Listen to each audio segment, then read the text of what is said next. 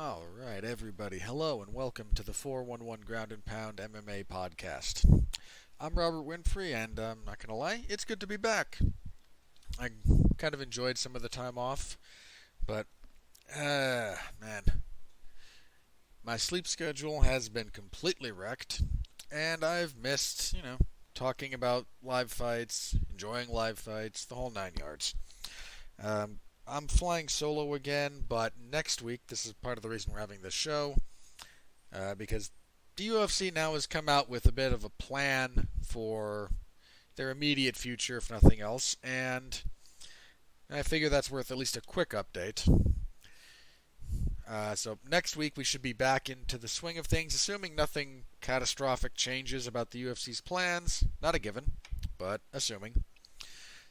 So let's start with the beginning here. The big plan at the moment stems around the state of Florida, where the current governor took I hate to phrase it this way, but essentially took an $18.5 million payout from Vince McMahon, again, kind of indirectly, but to have sports organizations and people related to sport events be declared essential employees. Now, they're the only state that's done this right now. They probably will be the only state that does this for the immediate foreseeable future, at any rate. It's a bizarre thing to say because if we're talking about essential in the grand scheme of essential, sports do not qualify. But it is the conclusion they arrived at, and that's the world we're living in. What I think of it is essentially irrelevant. The UFC's plan at the moment is on May 9th to host UFC 249, which is still going to be the name of the event. That's a bit of an odd decision, but that's what they're going with. It will be held in Jacksonville, Florida, at the VyStar Veterans Memorial Arena. Apparently a fairly well-known arena in Jacksonville. And the fight card, as currently announced, looks a little something like this. Your main event, the UFC rebooked Tony Ferguson and Justin Gaethje for the interim lightweight title. Dana White's been making the rounds saying that the winner will definitely fight Khabib. I call a little bit of BS on that. First of all, whoever wins this fight, let me start with this. While it is possible for there to be a quick result to this fight where the victor comes out relatively healthy, I don't find that a highly likely outcome. Again, impossible? No. Likely? Yeah, not so much. Especially the way these two fight. They might take a slightly longer period of time to recover. Again, this is pursuant to how the fight goes, but if it's the kind of fight logic seems to suggest we would get, we're going to get a bit of a war. There's going to be a lot of blood. There's going to be a lot of concussive blows. And whoever wins is going to wind up needing a bit of time to recover. Now, that might line up with Khabib's timetable. It might not. There's also, again, injury-related issues that might be rearing their head. That's a bit speculative on my part, so who knows. But I think the UFC is still very much in the we want to get to Conor Khabib too. And if something happens to the winner of this fight, if they're out for a while, that's what the UFC is going to jump on. So, again, the UFC, Dana White in particular, I think they're saying the things that they feel they have to say, but I don't think their heart is in that fight at the moment. Just my opinion. Let's see. Co-main event, a bantamweight title fight between champion Henry Cejudo and former champion Dominick Cruz. This fight came out of nowhere. For those of you who may... this was supposed to be Henry Cejudo and Jose Aldo at UFC 250, which I didn't like either. Jose Aldo, an all-time great, no wins at bantamweight. Dominick Cruz, in my opinion, probably the best bantamweight ever. Certainly the one with the even as much time as he's lost, one of the better track records in the division. But Dominic Cruz, as much esteem as I hold him in, hasn't fought since December of 2016. The man has not had a fight during the entire current presidential administration. And now he's leapfrogging deserving contenders. Now, I don't like it. I do not care for this fight, and I do not care for what I think it. I think this gives us a really, really potentially ugly path for the division going forward. Now, what I mean by that, and maybe I'm being overly cynical here, I'll freely admit that. I, I don't think it matters who wins either. Now, let's take the hypothetical. Let's say Henry Cejudo wins. Very possible. Man's an exceptional fighter. If he wins, you know, I think what they're going to try to do is rebook his fight with Jose Aldo. Potentially. That one might get lost, but if it's not Aldo, Frankie Edgar's probably got tenure, right? So he gets some form of preferential treatment. So I just feel like the next two title challengers is some combination of... So if Cruz wins, they might try to do a rematch. Just throwing it out there, depending on how he wins. You're probably looking at some combination of like Cejudo, Aldo, Edgar for the next couple of fights. And I mean, somewhat pursuant to that, you're probably going to get this title defended, if you're lucky, 2 more times in 2020. If you're lucky. Cruz, if he wins, I mean, do we have to talk about his history of injuries? I shouldn't. And you know what happens at the end of 2020, first quarter of 2021, right? Now, you may have forgotten this, but I believe that's when TJ Dillashaw's suspension will be up. And the UFC has intermittently been very high on TJ Dillashaw, so they might shove him back in there. Now, you might be saying, well, what's wrong with all that? Well, a couple of things. One, if they do go to Edgar, might be a bit of a stretch, but the UFC has stretched for Frankie Edgar in the past. A rematch between Cruz and Cejudo might not necessarily be relevant. But I feel like that's kind of the direction they're leaning. It wouldn't shock me. I'd be disgusted, but it wouldn't shock me if the UFC went, sure, here's Uriah Faber again. For no reason. Just saying, wouldn't shock me. If Cody Garbrandt potentially floating out there, if he beats Austin Sao, maybe. I mean, he's had a pretty rough skid lately, but it's still a possibility.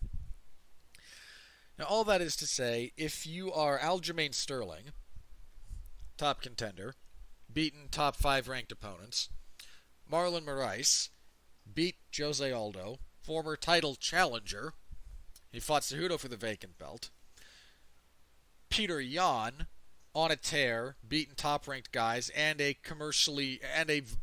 known name commodity in the form of Uriah Faber, who he knocked out in the 3rd round. Or even a rising contender like Corey Sandhagen, you're getting the shaft. And I think there's another thing that's going to happen. I think come 2021, now some of this is, again, I'm speculating and I'm kind of playing some pieces out here. There's a lot of variables, obviously. But the UFC is super high on Sean O'Malley. And if he gets another couple of wins, in roughly the same fashion that he did his most recent one, he might get hot-shotted up there. They seem to like him. So, again, I just have to point out, if you're Aljamain Sterling or Peter Yan, you're kind of getting the shaft. And I'm not saying that's what's going to happen. The situation right now, especially as it pertains to, how the world operates in the midst of the pandemic, is still a very fluid thing. But uh, I don't know. I can very easily see them going that route, going the route of uh, we'll go with another couple of aging stars to try and milk some name value out of them, and then in the time it takes us to run through those two or three names, we'll have another crop of guys up, either a rising guy like O'Malley or a returning Dillashaw or something similar. And I don't like it. I don't like it at all. Uh, and I don't think it matters who wins here. I mean, I will say this as a pure point of athletic achievement. If Dominic Cruz comes back from a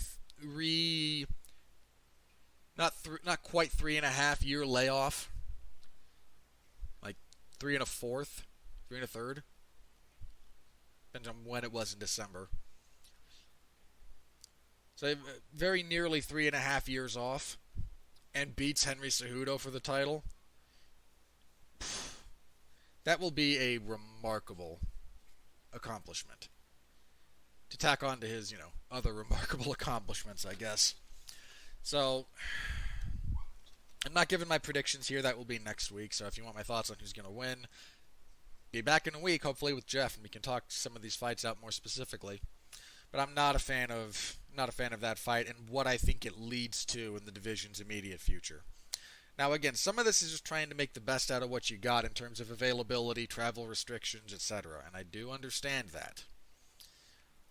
But the fact that this was originally Cejudo and Aldo just leads me to think there's a direction of thinking there that they're trying to use. I think I saw on Twitter, it might have been Grabaka Hitman, or someone replying to him when talking about this fight and what we think is going to happen. That it feels like the UFC is applying the logic of money fights to people who have not been documented to draw money. I think that's a fair assessment, in all honesty. So, that's where that is. That's your co-main event. Next up, because we can't have... we have Francis Ngannou versus Jairzinho Rozenstruik. Alright. I mean, look, if I sound down on this card, let me be clear. If we're just talking about the fights in kind of a vacuum, this is a pretty stacked card. You have Ngannou and Rozenstruik, which should be good. I'm kind of sad that was supposed to be a main event, I seem to recall. I would like to see that over 5 rounds, more so than over 3. Odd thing to say about heavyweights, I know. Again, not sure who I give to the edge to right now, but that's the fight. Jeremy Stevens versus Calvin Kattar. Good fight. And kicking off the pay-per-view card, because we really can't have nice things, Greg Hardy and Yorgan De Castro. I don't know what to... The fact that this is on the pay-per-view card and any number of the fights I'm about to read off are not is disgusting. It borders on disgusting. ESPN likes Greg Hardy because of his name recognition. I get it. But I don't think that man should be on pay-per-view right now. I mean, if we're talking just his overall ability, I don't think he's a UFC caliber fighter. But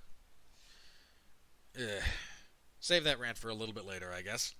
On the prelims, we have a rematch between Donald Cerrone and Anthony Pettis. Not on the pay-per-view. I mean, in all fairness, they're both on losing streaks. So, is Pettis on a losing streak? I know... Is he done? Yeah, he's lost his last 2. It was Diaz and then Fajea. So yeah, he's on a 2-fight losing streak. Cerrone's on a 3-fight losing streak, I think. Yeah, Tony, Gaethje, and Conor. Yeah. Yeah, that is a rough stretch of fights for anybody. Especially in the time frame he did it. He did all of that inside of a calendar year. Those 3 guys. Nuts. Just nuts. And he was finished in all of those, too. I mean, sure, the Ferguson one was more medical related, but he was getting beat up. Then Gaethje knocks him out. Conor knocks him out. I don't know. Shame it's not on the main card. Fabricio Verdum is back. Surprise, surprise. Taking on Alexei Oleinik. Not sure how this one plays out again. Full predictions will be in next week. but solid enough heavyweight fight, I guess. Carla Esparza versus Michelle Waterson. Not a bad fight. Uriah Hall and Jacare will be fighting. Jacare back at middleweight. I don't think these two have fought before. No, they have not. Not a bad fight, actually, but, I mean, Jacare's getting up there. Hall coming off of a win he was kind of lucky to get against Antonio Carlos Jr. Could easily have gone the other way. Yeah, again, solid fight. And then our early prelims. All the way on the early prelims. Geez, Vicente Luque and Nico Price. That is a crazy fight. They've been trying to make that for a while. Those are two crazy people. Have they fought before, now that I think about it? Yeah, these two fought back in 2017, and Luque defeated Price with a Darce. I'm down for the rematch. Price seems to be finding himself a little bit more. Luque coming off of that loss to Stephen Thompson that snapped a giant winning streak of his. Bryce Mitchell will fight Charles Rosa. I mean, it'll probably be a scrappy fight, but I'm not all that interested. And then kicking everything off, Ryan Spann and Sam Alvey. God, Sam Alvey. Ugh. That's all I have to say about Sam Alvey fights. Ugh. So anyway, that's 249 as it currently stands. One of the things that came out about this, the UFC is planning on running very rapid cards. They want to run 3 cards in a week, basically. They want one run on May 9th, one on the 13th, that would be a Wednesday, and then one on that 16th, that Saturday. And I'll go over those cards very briefly in a second. I'm very curious about why that decision was made. Okay, I get it. The UFC hit an unprecedented snag, and we lost, how many events did we just straight up lose? 1, 2, 3, 4, 5, 6 events. They lost 6 events, maybe 7, depending on how accurate the list is I'm looking at. They lost the London card, Woodley and Edwards, the Ohio card, Ngannou and Rosenstruik, Overeem and Harris in Portland, the original 249 on the 18th, the event on the 25th, and then the event that was supposed to take place on the 2nd. They lost at least those 6 events. And they're not trying to pick up just, okay, and then we'll go week to week to week. It feels like they're trying to make up for those 6 events. And I bring this up just because I would like to know this. I don't know if this is public knowledge and I just can't find it, or if I'm lazy or stupid or what. All of which may be true. I am far from the world's greatest investigative journalist. I'm not either of those things. Neither investigator nor a journalist. But if the UFC's contract with ESPN, which is very lucrative, if it doesn't have some language in it that obligates them to a certain number of live events. I know this is one of the things that came out, I think, about WWE's deal, that they are obligated to provide 40 some odd weeks of live television for, I can't remember if this was for Fox or USA. One of the two. But it's specifically in there that they have to produce X number of live, at least X number of live events a year, or else, again, there's an or else attached to that, right? If you don't, you're in breach of contract. So I do wonder if the UFC doesn't have a similar kind of sort of Damocles hanging over their head. If, they get a flat fee for every event they put on, they get a split of whatever the pay-per-view on ESPN Plus does, they get whatever ad revenue they can. I mean, there's a lot of somewhat diversified streams there. But at the same time, if there's not some big number that they're beholden to reach, like you must produce, I'll say 40 for the sake of argument. So you have to produce 40 events for ESPN platforms, whatever that happens to be, in the year of 2020, or you get less money kind of situation. No money, maybe. I mean, no would be a big, because they are paid. There are some contractual mandates in place, but if there's not some kind of benchmark, like, okay, we have to pay you so long as you produce X, but if you actually produce X minus 2, or X minus 1 if you want to be really noodly, then you get, then there's some kind of tiered pay structure there where you get less money. I wonder if that's the case. I'm not sure, but I do wonder about that, because that's really the only real explanation I can kind of come up with in my head as to why the UFC would start trying to run 3 shows a week. If we to go to Saturday, Wednesday, Saturday, Wednesday, Saturday, Wednesday, etc., until they make up that amount of content. The UFC is not an altruistic organization. They're not doing this to try and help the fighters make money. I mean, that's a smokescreen that'll probably be thrown up if you happen to ask about this. Don't you want the fighters to get paid? Yeah, I do. Should be paid more to begin with. They should be getting 50% or thereabouts of the television deal you signed. Instead, they get nothing. And again, 50% is kind of on the high end, but 40. I know this changes apparently like due to between the different leagues. I think the basketball players, I think the NBA players right now get like 48% of the television deal. So something roughly commensurate with that. That 40 to 50% range. I mean, the UFC pays them some like 15% of their total revenue stream. I mean, they try to claim it's like 20, but they also include a couple of bogus procedures in fighter compensation, like USADA. So it's lower than 20%. So point being, they'll probably say, don't you want fighters to get paid? And, well, the reality is the UFC doesn't really want to pay fighters what they're worth anyway. So, again, it's kind of a smokescreen argument. I would just like to know if there's not some kind of big financial incentive for the UFC to produce a certain amount of content, rather than just content in a general sense.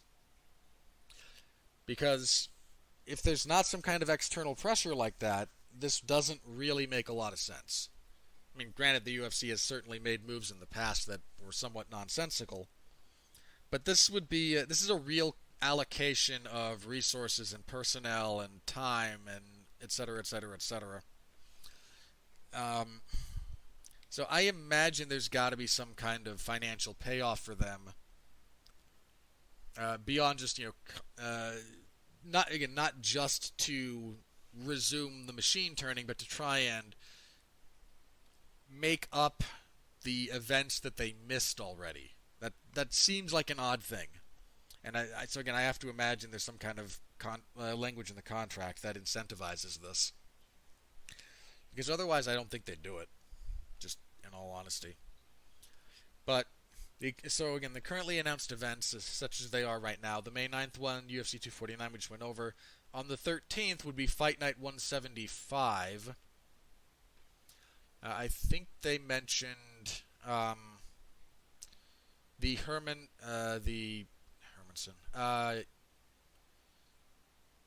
Smith and Teixeira fight would headline that. And then the 176 one has currently announced Walt Harris and Alistair Overeem as the main event there. So again, there's a lot of moving pieces still here. I mean, the main event for this was supposed to be Dustin Poirier and Dan Hooker, which is a heck of a fight. That, again, fell through due to pandemic concerns. I mean, I don't think Hooker could get into the country right now. Or if he could, he might wind up locked down once he gets here, so I don't blame the guy, and again, it sucks because that's a great fight, but That's where it kind of currently stands. Those fight cards haven't really been fully put together yet. I imagine this coming at some point over this following week. We'll get their full lineups as they expect them to be. Now again, things could change, but as it currently stands, that's kind of where we are with the state of mixed martial arts.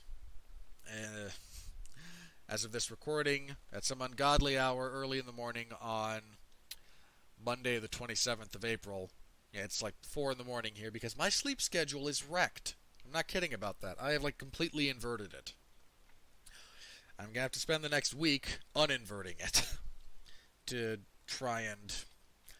Because I really don't want to wind up, waking up at 4 in the afternoon to try for an event that started an hour and a half ago, so I get to try and put myself back onto a normal schedule, and we will see what happens with that event. Again, if things currently stand on paper, then next week Jeff and I will be back together and we will have a full preview of UFC 249. I think that's everything from me right now, so short episode. Just kind of to give you an update on the state of things as they stand, and next week we'll be back, hopefully with a full, regular show. Not gonna lie, I have missed those.